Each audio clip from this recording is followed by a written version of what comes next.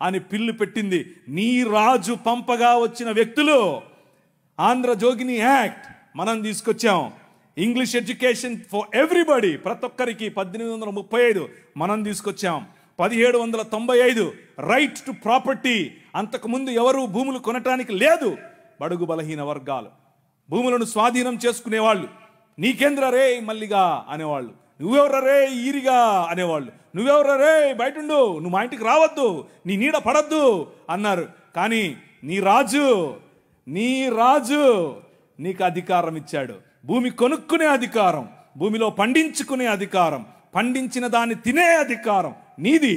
అంతకు ముందేమయ్యేది, భూమి తీసుకుని కష్టపడి మంచిగా పనిచేసి ఇంత పండు వండిన తర్వాత వస్తాడు అయ్యగారు, ఏట్రా ఇది ఏటి బాబండింది, అమ్మగారికి కావాలంటే ఇచ్చిరాపో అంటే నోరు మూసుకొని ఇవ్వాలి అంతే. అదే చట్టం. కానీ ఈరోజు అది కాదు. నువ్వు పండించింది నువ్వు తింటావు, నువ్వు పండించింది నీ పిల్లలు తింటారు, నువ్వు పండించింది ధైర్యంగా నీకోసం పెట్టుకుంటావు, పొదుపు చేసుకుంటావు. కారణం ఏమిటి? నీ రాజు, రాజులకు రాజు, ప్రభువులకు ప్రభువు, కైసర్ అగస్తస్ మరియు కైసర్ తిబేరియస్ల ప్రతినిధి అయిన పిలాతు ముందు నిలబడుకొని నా రాజ్యము నీ రాజ్యము లాంటిది కాదని చెప్పాడే ఆ రాజు. Right to property, right to education, abolishing killing children. చిన్న పిల్లలను కొనుక్కొని వెళ్ళేవాళ్ళు. ఆయన ఒకసారి రాశారు, ఈ దాన్ని ఏమంటారు, కాటన్ గారు ఆయనకు రాసినటువంటి కాటన్ గారి గురించి రాసినటువంటి ఒక పుస్తకంలో ఇలా రాసిందట. ఏంటంటే వాళ్ళ ఇంట్లో పనిచేసేటట్టు ఒక ఆయమను వచ్చి ఒక ₹1 ఇవ్వమ్మా అని అడిగింది. ఆ రోజుల్లో ₹1 ఎందుకమ్మా అంటే, నేను వెళ్ళి రాజమండ్రిలో ఒక ఆడపిల్లను కొనుక్కొచ్చుకుంటాను అంటుంది. ఏంటి కొనుక్కొచ్చుకుంటావా? ఎందుకు? అది మన పరిస్థితి ఆ రోజుల్లో. పిల్లలు నమ్ముకునేటటువంటి బతుకులు, తినటానికి లేని బతుకులు, పిల్లలు నమ్ముకునేటటువంటి బతుకుల నుండి నీ రాజు, నువ్వు అమ్మటానికి వీలు లేదు, నువ్వు చంపటానికి వీలు లేదు.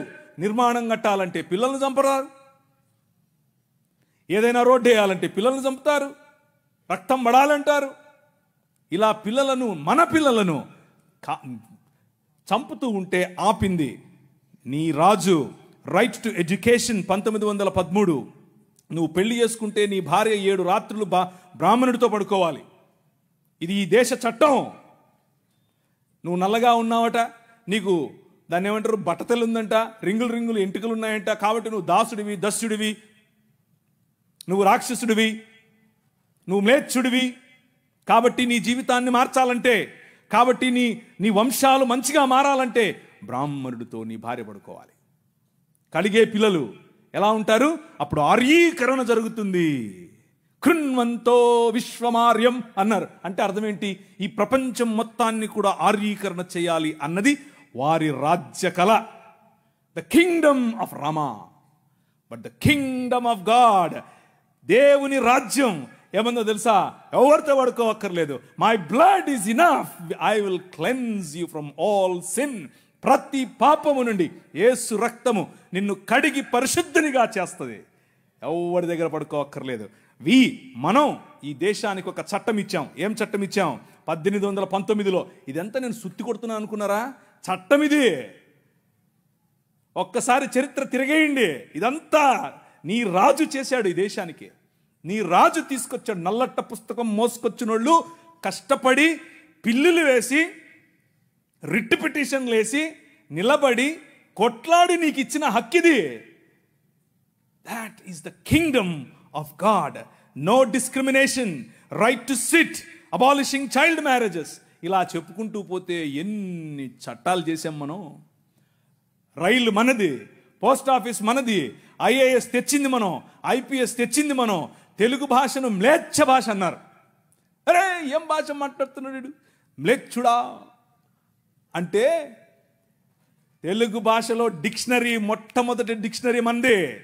మీ నాయన రాజు, ద కింగ్, మనం ఇచ్చాం. CP brown, he was a machinery. ఆయన కలెక్టర్ మాత్రమే కాదు, మిషనరీ. తెలుగు భాష గద్య భాగంలో మొట్టమొదటి పేపర్ మనది.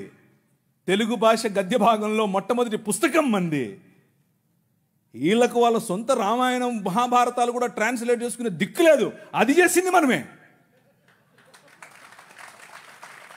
నిజం చెప్తున్నాను, నేను అబద్ధం చెప్పట్లేదు.